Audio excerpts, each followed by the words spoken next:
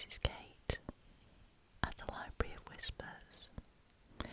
Now this is one of the very first little books that I read on my channel going back a few years, and I was asked recently if I would revisit the book.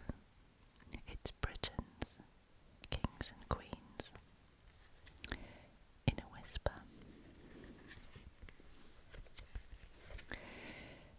So I'm going to attempt to do that.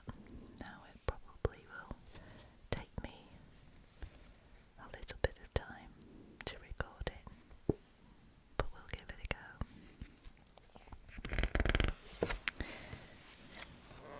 So it's a bit of an old book, as you can see. Queen Elizabeth II is the last monarch in this Kings and Queens of Britain list.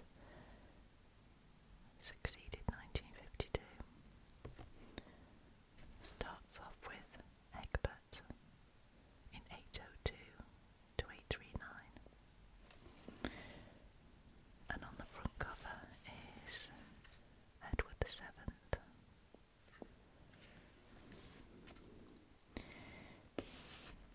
On the back is Elizabeth I.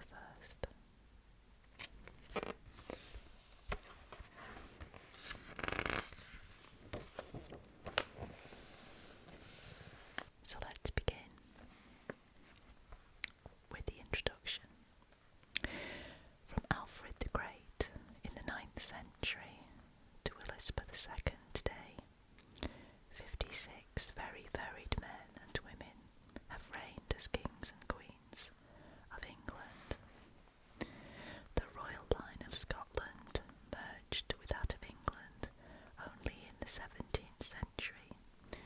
Some of these sovereigns occupied the throne for no more than a few months, or, like Henry VI and Edward IV, disputed its possession with a rival, and not all were formally crowned.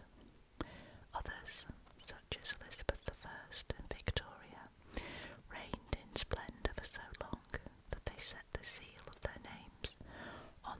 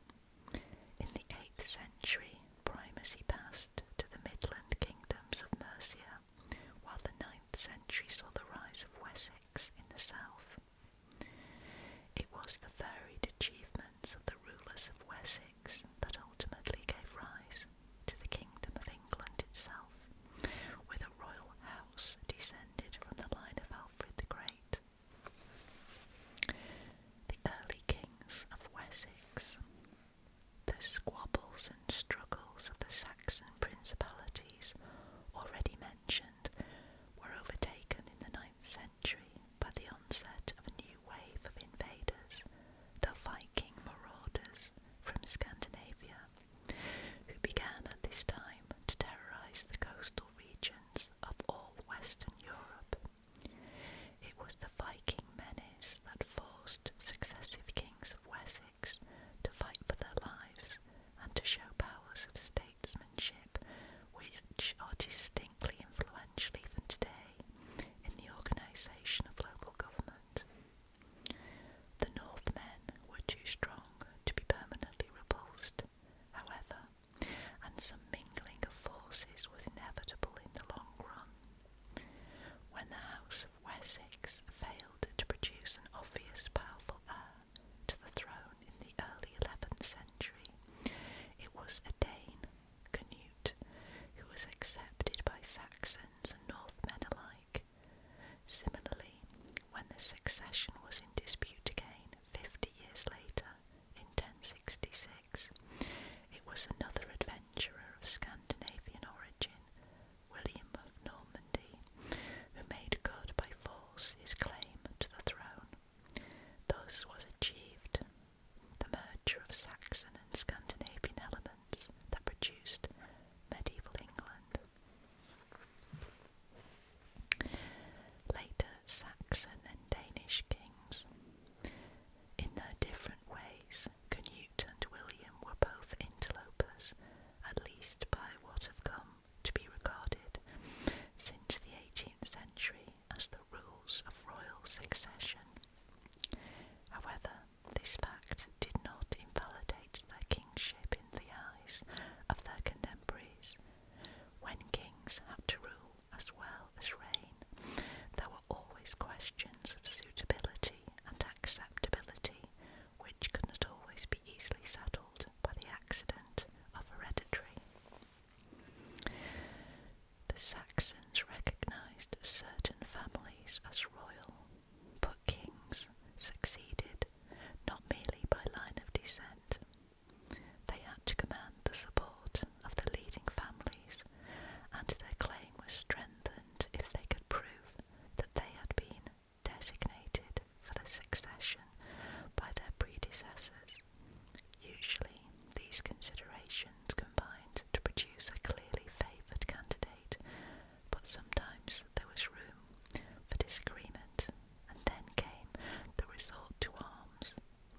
In a sense, this resort to arms persisted until the last succession contest, that between Jacobites and Hanoverians, had died away in the 18th century. The genealogies in this book, like most genealogies, are meant to show a single line of descent.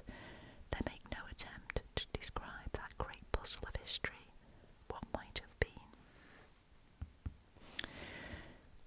So we begin with Alfred the Great, 871 to 899, born in 849, buried at Winchester.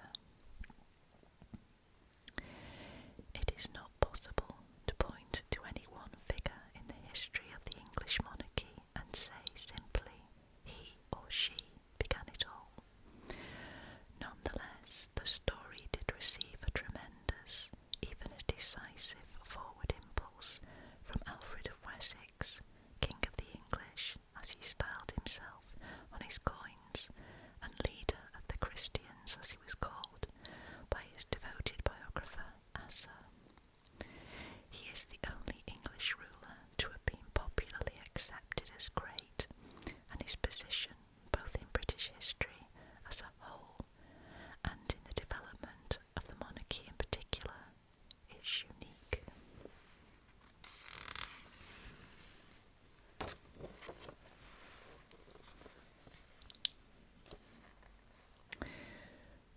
We know more about Alfred than about any other king of England before William the Conqueror, and the first features of his character to emerge are those of the warrior and the commander. Succeeding to the throne at a time when the Viking invasions were rising to a crescendo, Alfred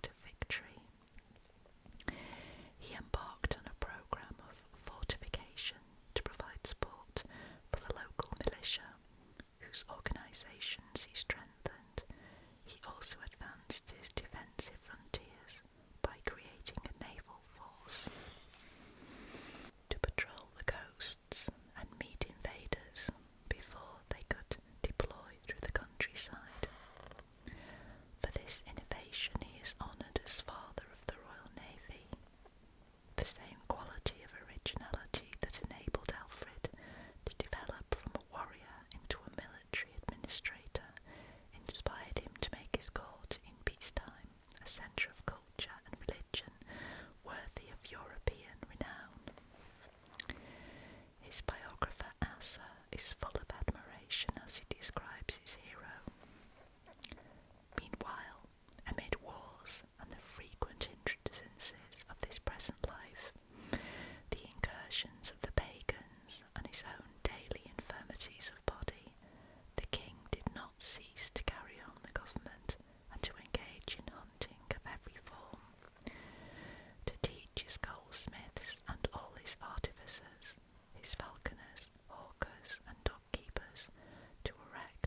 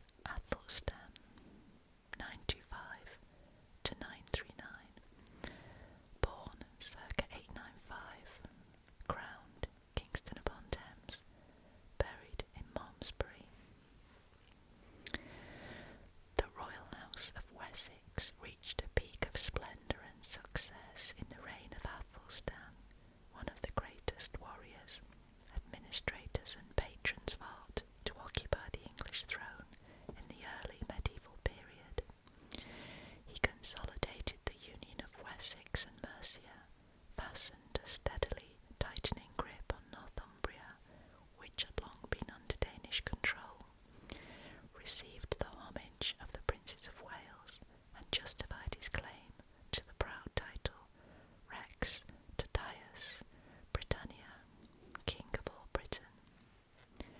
In the epic battle of Bruenberg, the precise site of this victory cannot be identified, but it was probably on the shores of the Solway Firth. Although, interestingly, and this is me speaking now, it's now suggested that this battle happened in what is now Bromborough on the Wirral. Let's continue.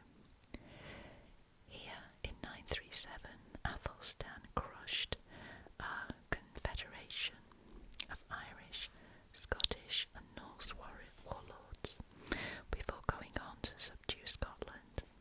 Contemplating this triumph, the scribe of the Anglo-Saxon Chronicle was inspired to burst into exultant poetry in celebration of Athelstan, king of earls, the lord, rewarder of heroes. More prosaic but hardly less significant for posterity was the activity of administration at Athelstan's court, where a steady flow of charters and technical legal documents bore witness to the increasing sophistication of the Saxon state. Athelstan also went to great lengths to develop contacts with foreign rulers. The Emperor Otto of Germany, Hugh Capet, Duke of the Franks, and Conrad, Duke of Burgundy, all married sisters of Athelstan, and Louis d'Outremer, King of the Franks, was brought up at Athelstan's court. Such connections were often begun and then later cemented by exchanges of gifts.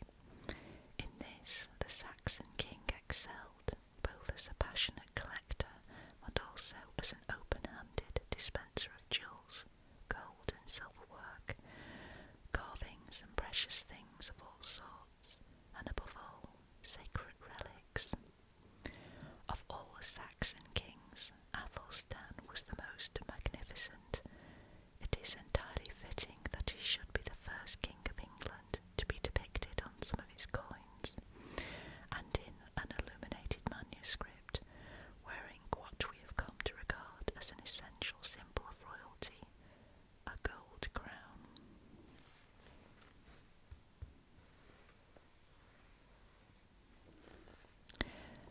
Edmund, 939 to 946, born circa 922, crowned Kingston upon Thames, buried in Glastonbury.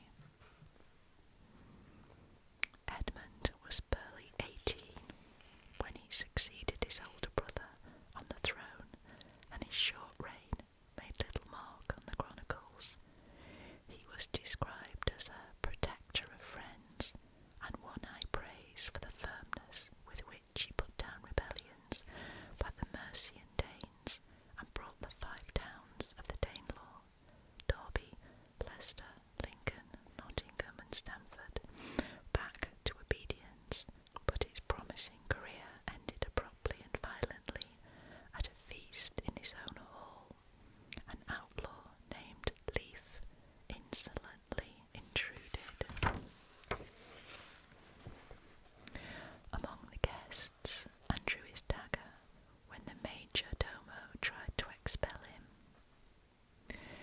The king unwisely intervened and was himself fatally stabbed.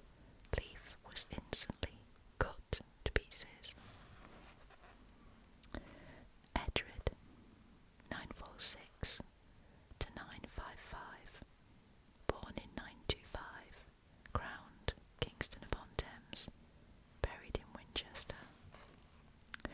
At Edmund's sudden death, the crown passed once again to a brother, this time the 22-year-old Edred.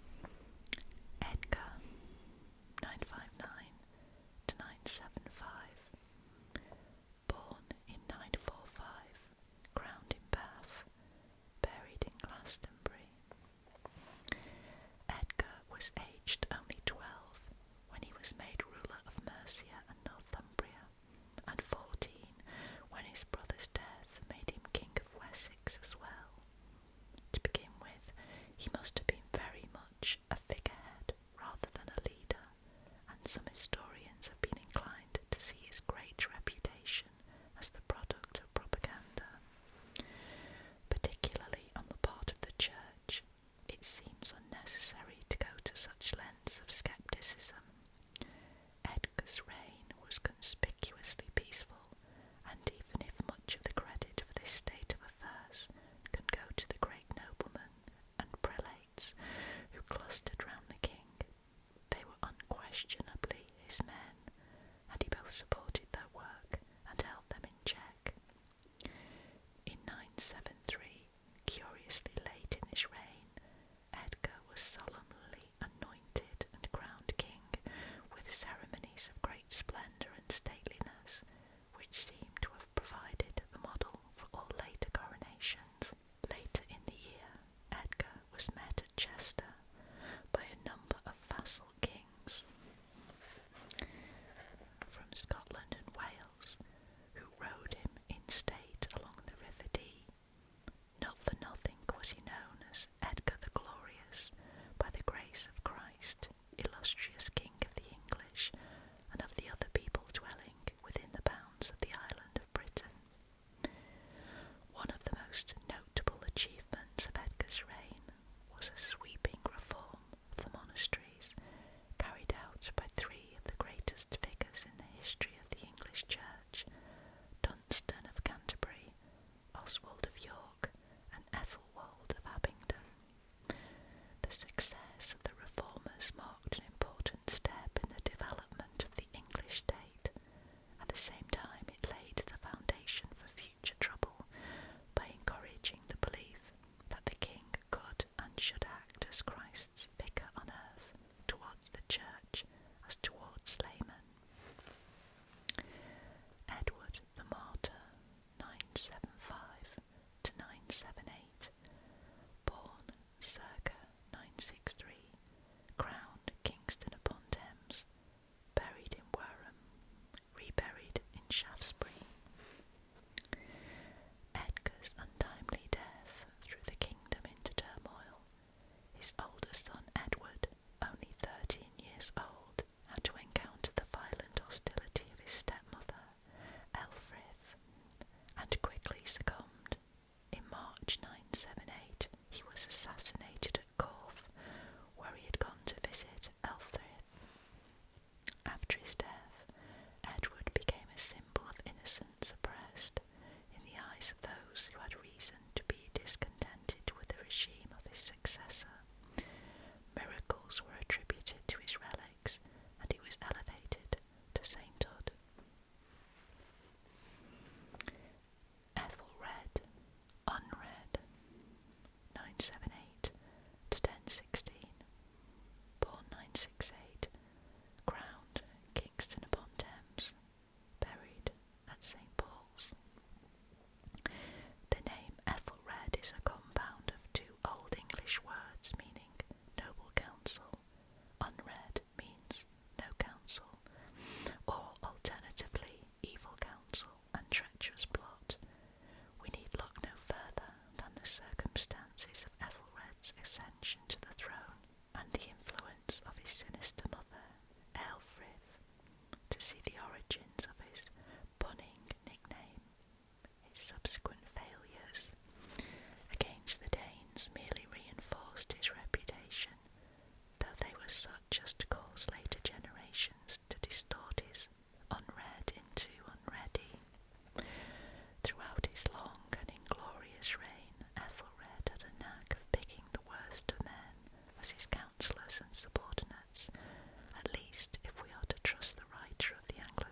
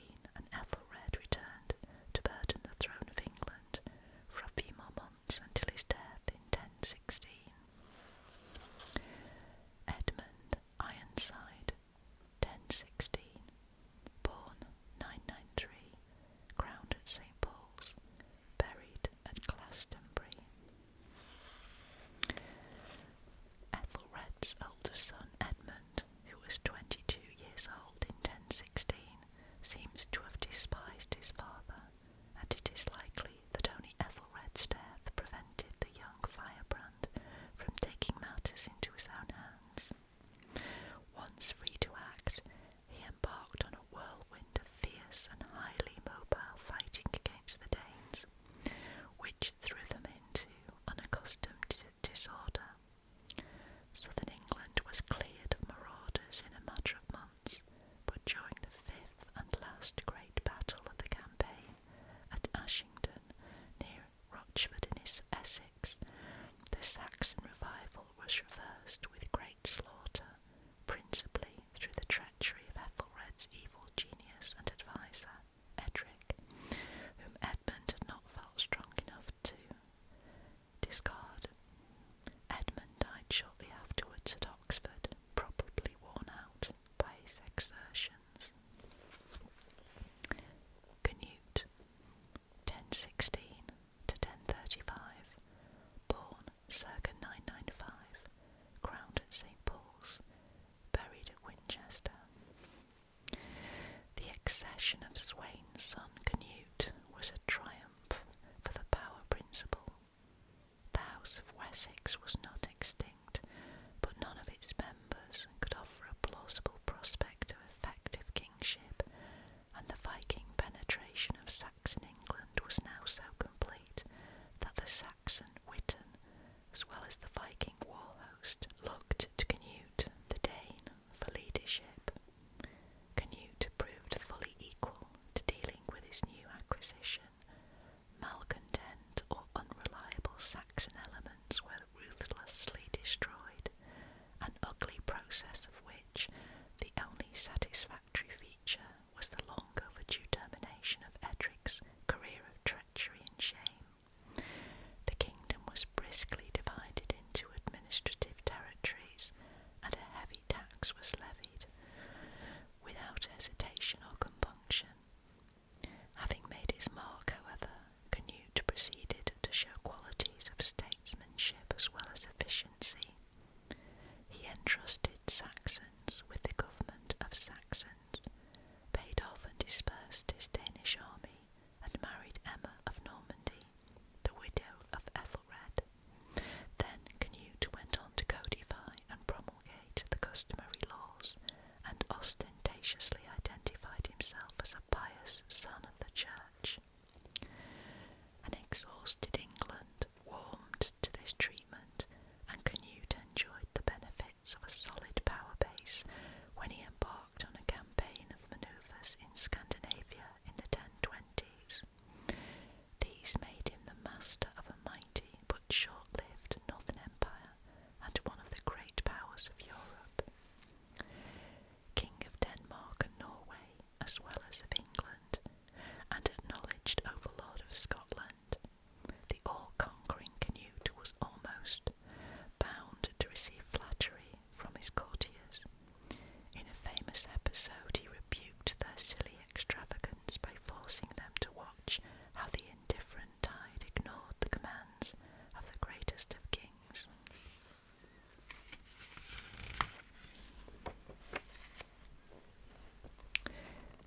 Harold the First, 1035 to 1040, born 1017, crowned Oxford, buried Westminster, reburied at Southwark. When Canute died at Shaftesbury, he intended his territories be inherited, undivided, by Arthur Canute, son of his second wife, Emma of Normandy. However, absence in Denmark worked against the designated heir, and Harold, elder son by an earlier wife, won support for his claim to England. Harold's brief reign, like Arthur Canute's, in its turn, was a jackal time in which packs of scavengers tore at the carcass of Canute's empire, and savaged each other when they thought they were strong enough to escape retaliation. Harold is